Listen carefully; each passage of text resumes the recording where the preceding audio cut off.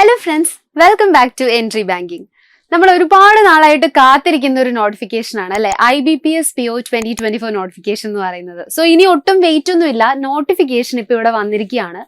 വളരെ നല്ല വേക്കൻസീസ് തന്നെയാണ് ഈ വർഷം നിങ്ങൾക്ക് മുൻപിലായിട്ട് IBPS PO നോട്ടിഫിക്കേഷനിലായിട്ട് വന്നിരിക്കുന്നത്.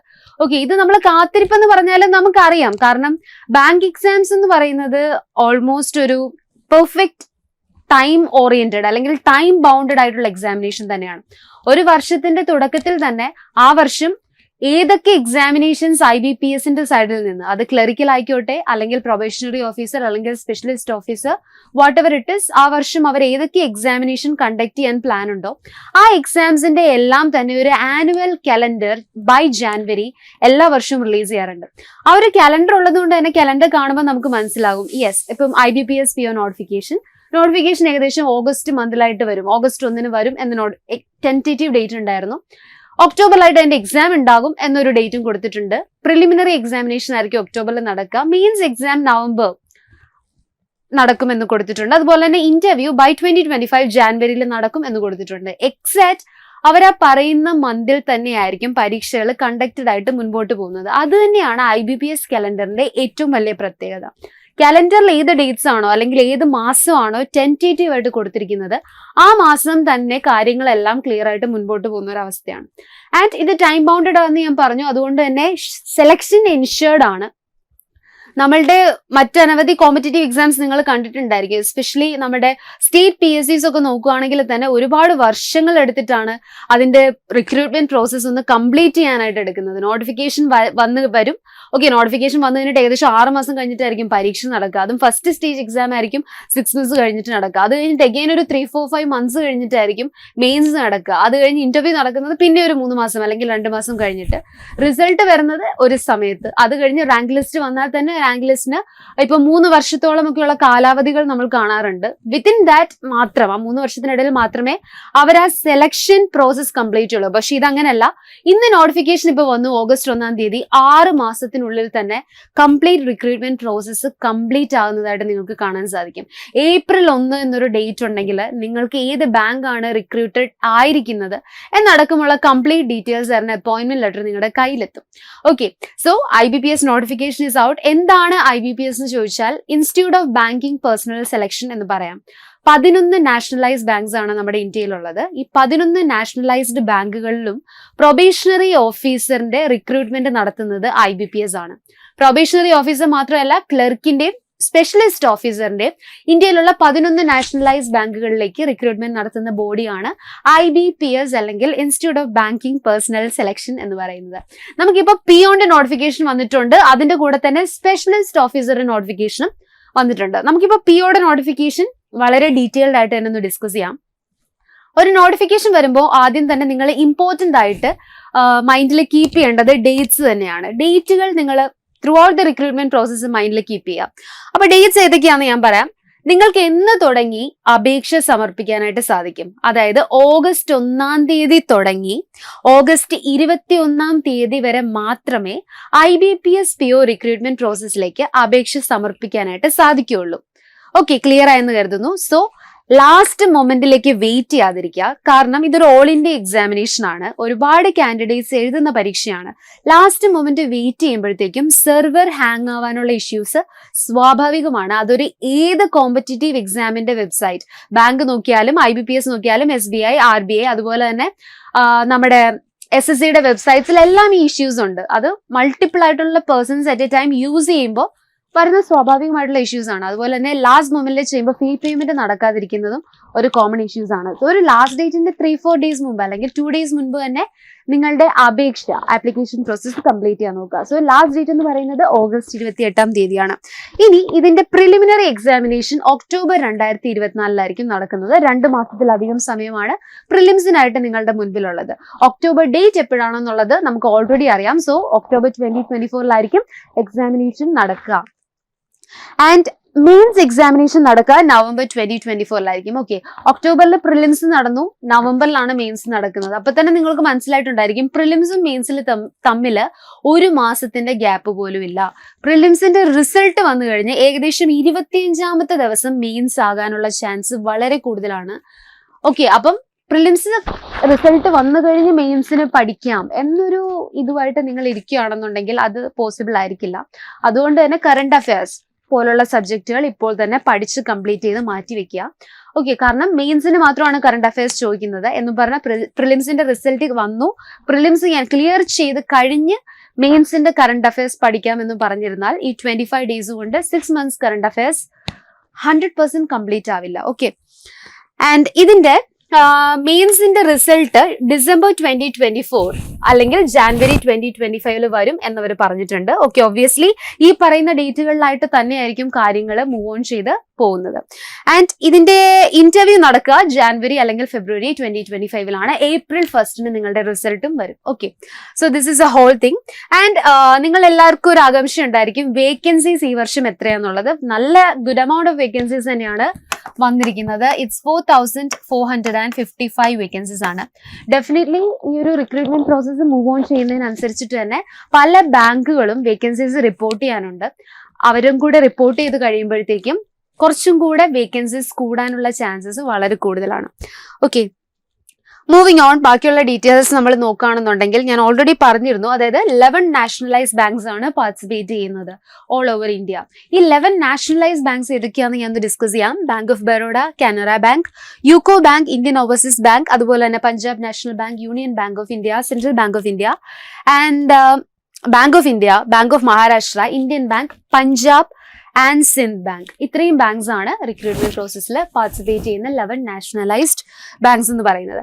ഇനി ഇതിന്റെ എലിജിബിലിറ്റി എന്താണ്? അതായത് നിങ്ങൾ ഒരു ഇന്ത്യൻ സിറ്റിസൺ ആയിരിക്കണം. ഒബ്വിയസ്ലി അതൊരു എലിജിബിലിറ്റി ആണ്. അതിനോടൊപ്പം തന്നെ വരുന്നതാണ് ഏജ് എലിജിബിലിറ്റി എന്ന് പറയുന്നത്. പ്രായപരിധി നോക്കുകയാണെങ്കിൽ നിങ്ങളുടെ പ്രായപരിധി 20 വയസ്സിനും മാക്സിമം 30 വയസ്സിനും ഇടയിലായിരിക്കണം. ഏജ് റിലാക്സേഷൻ അവൈലബിൾ ആയിട്ടുള്ള ഒരു എക്സാം തന്നെയാണ് IBPS PO എന്ന് പറയുന്നത്. നിങ്ങളൊരു OBC നോൺ ക്രിമി ലെയറിൽ വരുന്ന ഒരു കാൻഡിഡേറ്റ് ആണ് എന്നുണ്ടെങ്കിൽ നിങ്ങൾക്ക് 3 വർഷം ഏജ് റിലാക്സേഷൻ കിട്ടും. സോ നിങ്ങളുടെ ഹയർ ഏജ് ലിമിറ്റ് എന്ന് പറയുന്നത് 30 ആയിരിക്കില്ല, 33 വയസ്സ് വരെ പരീക്ഷ എഴുതാൻ സാധിക്കും. അതേസമയം ഒരു SC ST കാറ്റഗറിയിലെ കാൻഡിഡേറ്റ് ആണ് നിങ്ങളെങ്കിൽ നിങ്ങളുടെ അപ്പർ ഏജ് ലിമിറ്റ് എന്ന് പറയുന്നത് 35 ആയിരിക്കും. 5 വർഷമാണ് റിലാക്സേഷൻ കിട്ടുക. നിങ്ങൾ ഡിസബിലിറ്റി ഉള്ള ഒരു കാൻഡിഡേറ്റ് ആണെങ്കിൽ 10 വർഷമായിരിക്കും റിലാക്സേഷൻ കിട്ടുക. ഡിസബിലിറ്റിയിൽ തന്നെ OBC നോൺ ക്രിമി ലെയറിൽ വരുന്ന ഒരു കാൻഡിഡേറ്റ് ആണെങ്കിൽ 13 വർഷം. അതുപോലെ തന്നെ ഡിസബിലിറ്റിയിൽ തന്നെ SC ST കാറ്റഗറിയിൽ വരുന്ന കാൻഡിഡേറ്റ് ആണെന്നുണ്ടെങ്കിൽ 15 വർഷത്തോളം റിലാക്സേഷൻ കിട്ടും. ഈ ഒരു എക്സാമിനേഷൻസിൽ നമ്മുടെ എക്സ് സർവീസ് മാൻസിനും അതുപോലെ തന്നെ ഡിവോഴ്സ്ഡ് വുമൺ അവർക്കെല്ലാം തന്നെ റിലാക്സേഷൻ അവൈലബിൾ ആയിരിക്കുന്നതാണ്. Okay, that's all about the age and relaxation criteria. Moving on with other details, നമുക്ക് നോക്കാം അടുത്ത ഇമ്പോർട്ടൻ്റ് ആയിട്ടുള്ള കാര്യങ്ങൾ എന്തൊക്കെയാണ് നോട്ടിഫിക്കേഷനിൽ വന്നിരിക്കുന്നത് എന്നുള്ളത്. So that's all about the age limit. ഇനി എഡ്യൂക്കേഷൻ എലിജിബിലിറ്റി എല്ലാവർക്കും ഒരു ഡൗട്ട് ഉണ്ടായിരിക്കും. എഡ്യൂക്കേഷൻ എലിജിബിലിറ്റി പറഞ്ഞിരിക്കുന്നത് ഗ്രാജുവേഷൻ ആണ്.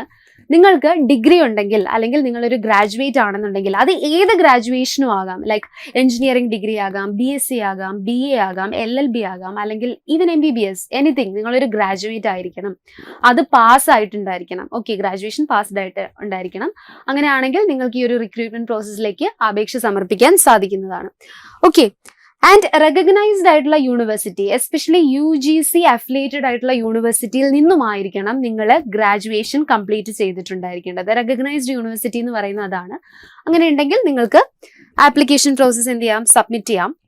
ആൻഡ് ഇതിന്റെ ആപ്ലിക്കേഷൻ ഫീസ് നോക്കുകയാണെന്നുണ്ടെങ്കിൽ SC ST ആൻഡ് PWD കാൻഡിഡേറ്റ്സിന് ആപ്ലിക്കേഷൻ ഫീസ് വരുന്നത് 175 റുപ്പീസ് ആണ്. ജനറൽ ആൻഡ് OBC കാറ്റഗറി കാൻഡിഡേറ്റ്സിന് 850 റുപ്പീസ് ആണ് അപേക്ഷ ഫീസ് ആയിട്ട് വരുന്നത്. ഓൺലൈൻ ത്രൂ നിങ്ങൾക്ക് അപ്ലൈ ചെയ്യാം.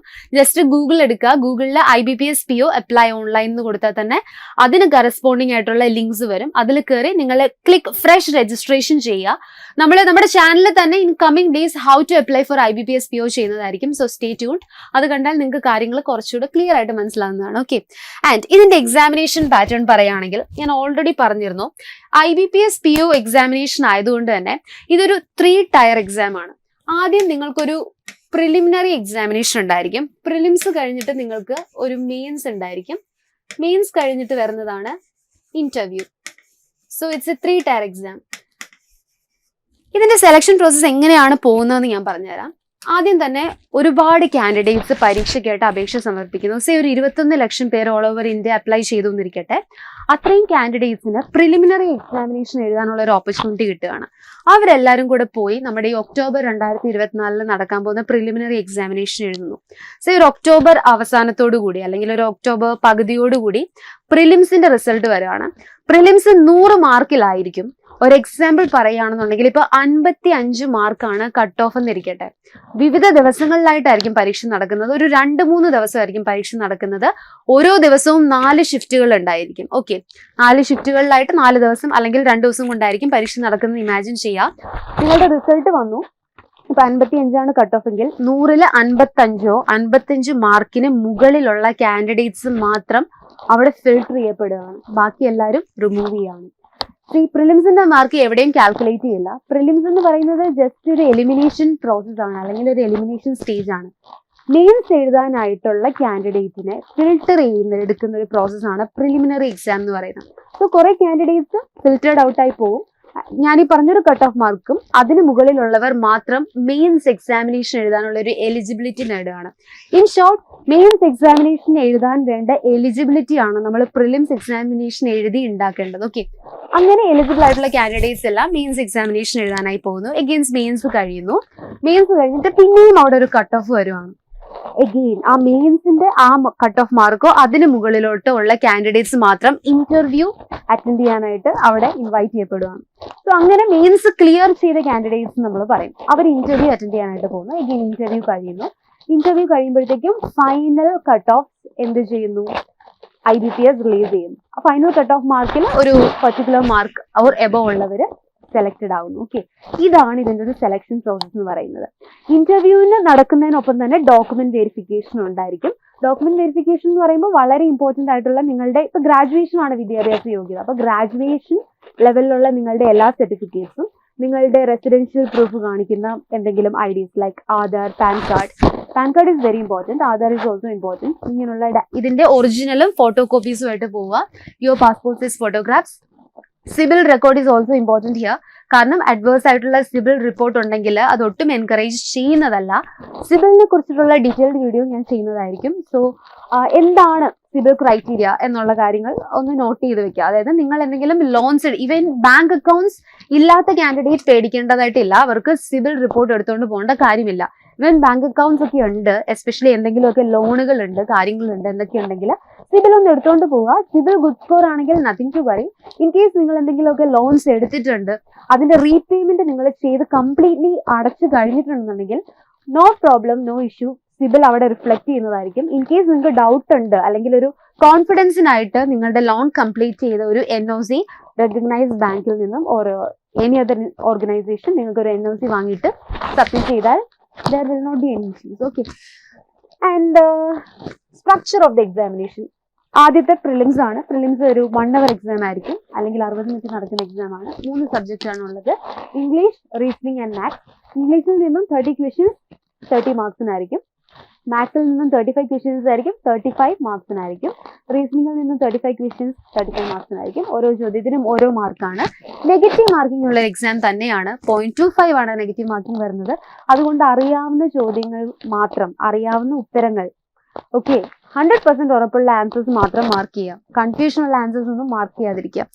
ആൻഡ് സെക്ഷണൽ ടൈമിംഗ് ഉള്ള എക്സാം ആണ്, വെരി ഇമ്പോർട്ടന്റ്. അത് ശ്രദ്ധിക്കുക. 60 മിനിറ്റ് ആണെങ്കിൽ 60 മിനിറ്റ് കൊണ്ടും 3 സെക്ഷൻസ് ചെയ്യാൻ പറ്റത്തില്ല. അതിൽ 20 മിനിറ്റ് എടുത്ത് മാത്രമേ ഇംഗ്ലീഷിന് സെക്ഷൻ അറ്റൻഡ് ചെയ്യാൻ പറ്റുള്ളൂ, 20 മിനിറ്റ് എടുത്ത് മാത്രമേ മാത്സ് ചെയ്യാൻ പറ്റുള്ളൂ, 20 മിനിറ്റ് എടുത്ത് മാത്രമേ റീസണിങ് ചെയ്യാൻ പറ്റുള്ളൂ. കുറെ പേർക്കുള്ളൊരു കോമൺ ഡൗട്ട് ആണ്, അതായത് എന്താണ് ഈ സെക്ഷണൽ ടൈമിംഗ് എന്നുള്ളത്. എക്സാം തുടങ്ങുകയാണെന്നിരിക്കട്ടെ, ആദ്യത്തെ 20 മിനിറ്റ് ഇംഗ്ലീഷിന്റെ സെക്ഷൻ നിങ്ങൾ കണ്ടു. ഓക്കെ, ആദ്യത്തെ 20 മിനിറ്റ് കൊണ്ട് ഇംഗ്ലീഷ് ചെയ്ത് കഴിഞ്ഞു. ആദ്യത്തെ 20 മിനിറ്റ് കഴിഞ്ഞിട്ട് ആ 21 അടുത്ത മിനിറ്റിലേക്ക് കയറുന്ന സമയമുണ്ടല്ലോ, ഫസ്റ്റ് 20 മിനിറ്റ്സ് കഴിഞ്ഞു കഴിഞ്ഞാൽ പിന്നെ ഇംഗ്ലീഷിന്റെ ഒരു ചോദ്യം പോലും നിങ്ങൾക്ക് കാണാൻ പറ്റില്ല. സ്ക്രീൻ ഓട്ടോമാറ്റിക്കലി ഇംഗ്ലീഷിൽ നിന്നും മാത്സിലേക്ക് സ്വിച്ച് ആവും. അതാണ് സെക്ഷണൽ ടൈമിംഗ് എന്ന് പറയുന്നത്. So that's all about prelims.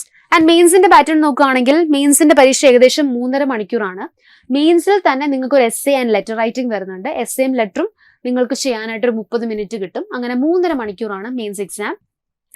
Mains എക്സാമിൽ നമ്മൾ ഈ പറഞ്ഞ പോലെ തന്നെ റീസണിംഗ് ഉണ്ട്, ഇംഗ്ലീഷ് ഉണ്ട്, മാത്സ് ഉണ്ട്. മാത്സിന് ഡാറ്റ അനാലിസിസ് ആൻഡ് ഇന്റർപ്രിട്ടേഷൻ എന്ന രീതിയിലാണ് അവിടെ പറഞ്ഞിരിക്കുന്നത്. റീസൺ ഈസ് DI's ക്വസ്റ്റ്യൻസ് അല്ലെങ്കിൽ ഡാറ്റ ഇന്റർപ്രറ്റീവ് ലെവൽ ക്വസ്റ്റ്യൻസ് ആയിരിക്കും കൂടുതൽ വരിക. അതുകൊണ്ടാണ് അതിനെ ആ ഒരു പേരിൽ മെൻഷൻ ചെയ്തിരിക്കുന്നത്. ആൻഡ് ആഡ് ഓൺ ചെയ്ത് വരുന്നത് ബാങ്കിങ് അവയർനെസ് അല്ലെങ്കിൽ current affairs. Current affairs questions ആയിരിക്കും with more focus on banking, economic and finance. ഈ ഒരു ലെവലിലായിരിക്കും ക്വസ്റ്റ്യൻസ് വരിക. Okay, so that's all about the mains examination pattern. And ഞാൻ നേരത്തെ പറഞ്ഞ പോലെ 0.25 നെഗറ്റീവ് മാർക്കിംഗ് ആണ് ഈ എക്സാമിനുള്ളത്. അത് പ്രിലിംസിനും ഉണ്ടായിരിക്കും, മെയിൻസിനും ഉണ്ടായിരിക്കും. That's all about the prelims and mains. And the last stage is the interview. ഇന്റർവ്യൂവിനോടൊപ്പം തന്നെ ആയിരിക്കും DV അല്ലെങ്കിൽ ഡോക്യുമെന്റ് വെരിഫിക്കേഷനും കണ്ടക്റ്റഡ് ആകുക.